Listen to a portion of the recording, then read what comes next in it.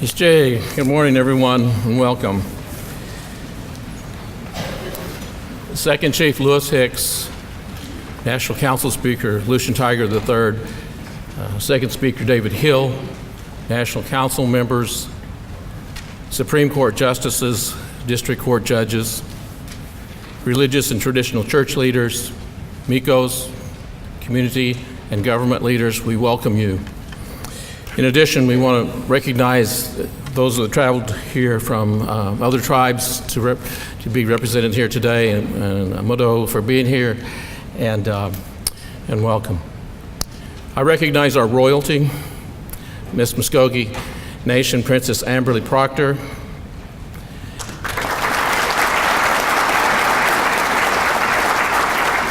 and Junior Miss Aisha Phillips.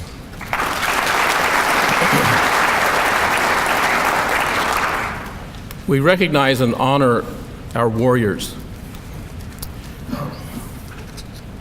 The men and women who have served and continue to serve in uniform and serve our country. I'm grateful for the enduring strength and influence also of our elder citizens for sustaining the spirit of our nation and keeping our traditions alive. We pray for their health and safety. We also grieve for those who we have lost and recognize the lasting contributions they have made for our nation. I welcome our fellow Muscogee citizens within and outside our boundaries, those in attendance, as well as those viewing online. In his 1962 State of the Union address, President John F. Kennedy said, "The Constitution makes us not rivals for power, but partners for progress." It is my task, he said, to report the State of the Union. To improve it is the task of us all. As your principal chief, it is my task to deliver the State of the Nation address of our Muscogee Creek Nation. In the first 2 years of our administration, our dedicated cabinet members, employees, have been willing to be our partners for progress as we took on the task to make changes in our policies, procedures, and expectations to better serve our citizens. They've been up to the task of doing the hard work, making the hard choices, and putting in extra effort, and the results are great. Together, we can say with renewed confidence that the state of our nation is very strong and that we have put into place plans to help it to continue to grow even stronger.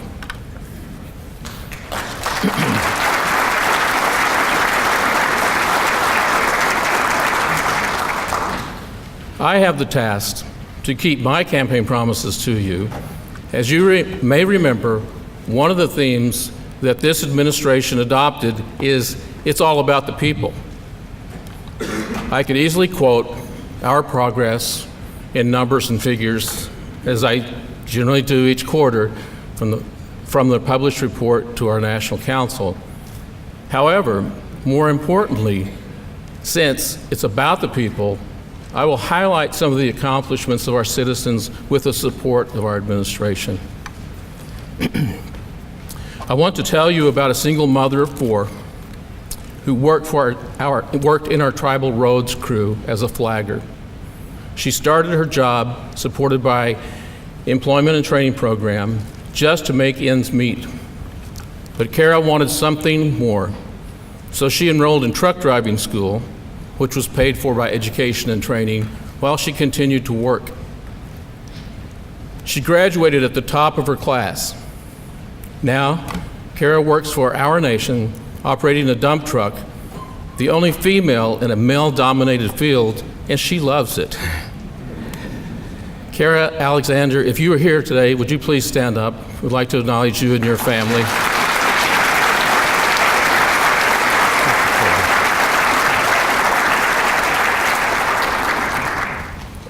We want to thank you for utilizing the Muscogee Creek Nation to its fullest. I also want to thank and have stand our education and training staff and the Roads and Tourism and Transportation Department for being great partners for CARES progress. So if you're here today, could you stand?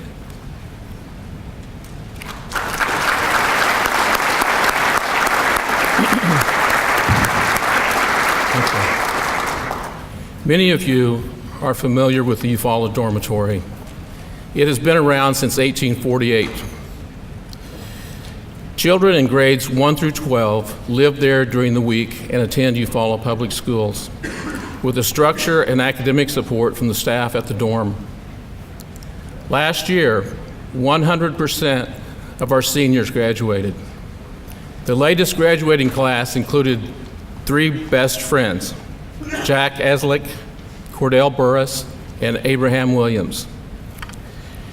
Jack was a foster child, a dorm student since second grade. Abraham was a dorm student since 6th grade, and Cordell since the 7th grade. All 3 became very close friends through the years, but somewhere along the way, Cordell began to struggle. He lagged behind in credits and became an at-risk student that meant graduation with his friends would be nearly impossible. Through much guidance from his dorm counselors and his buddies, Cordell enrolled in the Eufaula Alternative Education Program. And last May, all 3 graduated together and on time. Jack and Cordell were awarded more than $80,000 from the Muscgoee Scholarship Foundation and other public and private scholarships. I mention that because not every day a student is awarded that much. Today, Jack, who is Eufaula Senior Class President, is enrolled at OSU IT. Abraham is at Haskell Indian Nations University, and Cordell is still exploring his options. Let's recognize and give these 3 men some encouragement, and also thank the Eufaula dormitory staff and Cordell's teacher, Ms. Leslie Turner, and have them stand for being great partners in the progress of these and many other students. Would you please stand?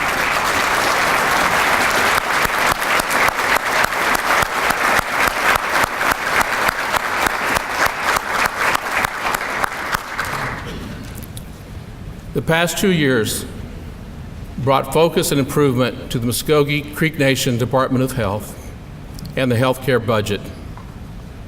I am pleased to say we were able to restructure the Eufaula Clinic and Creek Nation Community Hospital loan to a lower interest rate while dropping the balloon payment. We have paid $20 million of that loan by operating our facilities more efficiently. We have drastically reduced the clinic no-show rate cancellations by half, which in turn increased our capacity to see more patients by more than 24,000 visits per year. We've also increased our third-party resources through improved enrollment and identification of private insurance. Our facilities have implemented electronic medical records and an updated phone system that allows all locations to communicate using just a 4-digit extension. By renegotiating the health department phone costs, we were able to cover the costs of the new phone system while reducing our monthly phone bill by $50,000 per month. We are proud of the work of the innovative work of these partners in our progress, some who have dedicated many years to serving our citizens, such as Brenda Lowe, 36 years, Shirley Bean, 32 years, and Shelley Hagee, 33 years. Now, they can finish their careers working in the new $55 million facility in Okemah that opened last month. So please join me in recognizing those who work for our health department and those who are here today. Would you please stand?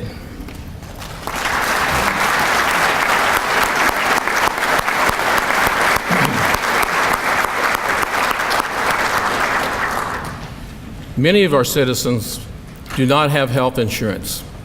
Such is the case of Don Tiger. He had been experiencing serious health care issues and was not completely sure if he had health insurance or benefits. An employee, Amy Eden, from the Muscogee Creek Nation Department of Health, worked with Don, and with his approval, she researched his health care coverage, She was able to verify that he was enrolled in Medicare and Medicaid. Ms. Eden also ordered a new Medicare card for Mr. Tiger and provided him with a list of his health care benefits. The greatest thing about this story is we have living proof that Don is alive and well. We have a short video, and we'd like to show that at this time.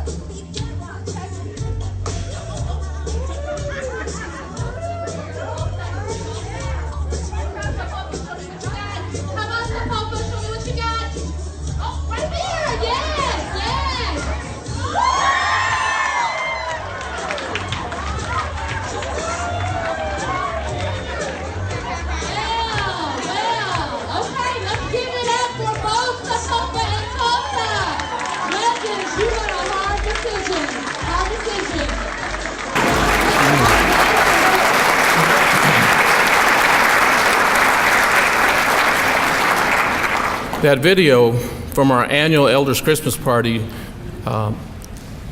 drew more than 300 elders in attendance. It has been our most popular post on Facebook with almost 700 likes, 400 shares, dozens of comments, and nearly 60,000 views. It was just a lot of fun put together by our seniors program with help from the Muscgoee Creek Nation Youth Council and so many more. If you're a part of this event, would you please stand so we could recognize you and your efforts? And you don't have to be shy.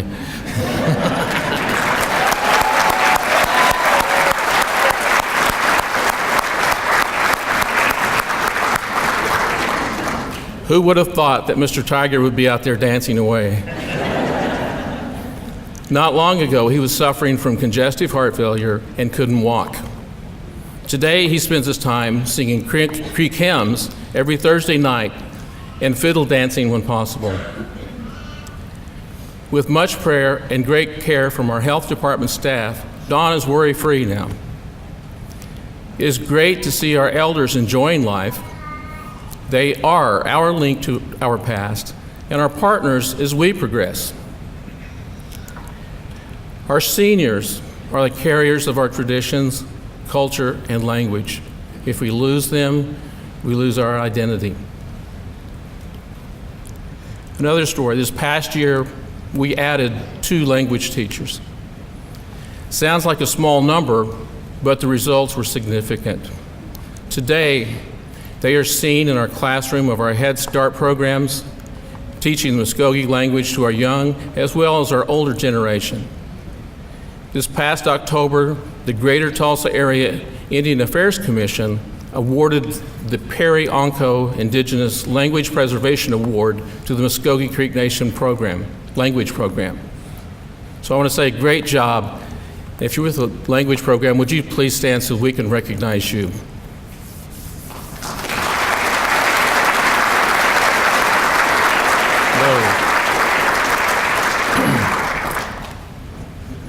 I can report today that our council house restoration is complete.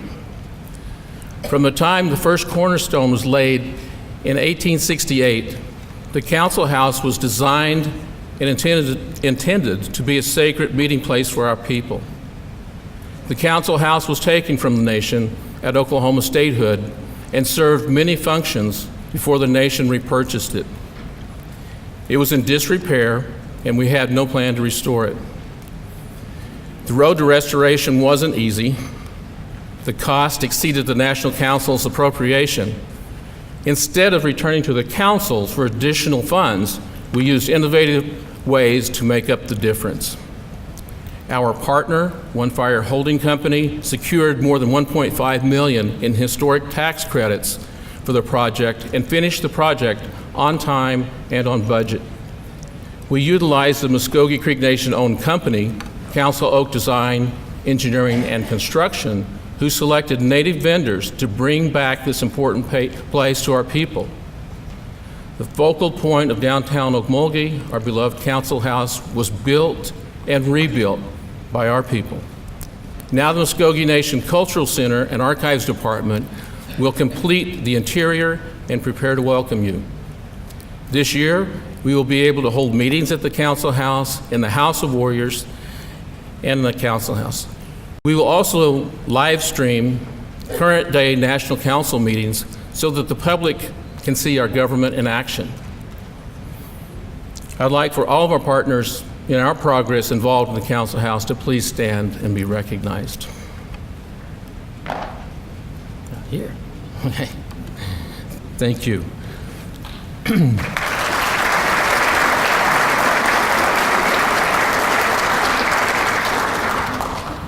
Today, I highlighted some successes in the first 2 years of our administration.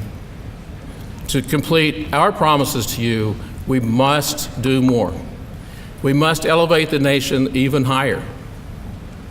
In the National Council's agenda this morning is legislation of great importance. It's of great importance to our future. We have developed and submitted for their consideration a master plan to guide decisions for our future growth and economic development in government, for development of venues, to showcase our culture, and for recreation. The master plan is a transformation of the nation's land and its properties within the Okmulgee area for both long and short-term projects. The master plan redesigns the use of our industrial site property for immediate economic development. It provides for additions to the Omniplex, including an indoor event center. It includes a 40-acre parcel of land for cemeteries for our veterans and citizens. We will soon begin the design of the Citizen Cemetery, which will meet our burial needs for our citizens for the next 100 years. We recognize our responsibility to guide the future of our nation by being deliberate in our planning to increase our business capability, preserve our traditions and culture, while providing an enhanced environment for our festival and year-round use of Omniplex grounds. With input from hundreds of people, we believe we have gained vital insight and direction to become more successful. Our task going forward is to continue to work on your behalf. We look forward to continued partnership with the National Council. We are grateful for their support of this administration. We recognize in governing, we may not always agree, but we will always be respectful of each branch of our government and their roles. Future progress will be filled with much hard work. As President Kennedy said, to improve it is the task of all of us. Our ancestors continually rose to the task they faced. Wars, loss of the homeland, forest removal, broken treaties. Their lives were filled with challenges, but they always found a way to succeed when faced with constant change. They were resilient because they held on to their common purpose and were able to accomplish the tasks required of them. They would expect the same from us. I look forward to the new year with great optimism, to next January, when I again will have the most pleasant task to report on our continued success. So I ask, may the Creator continue to bless our country, our state, our great Muscogee Nation, and all of our Muscogee citizens. Mado.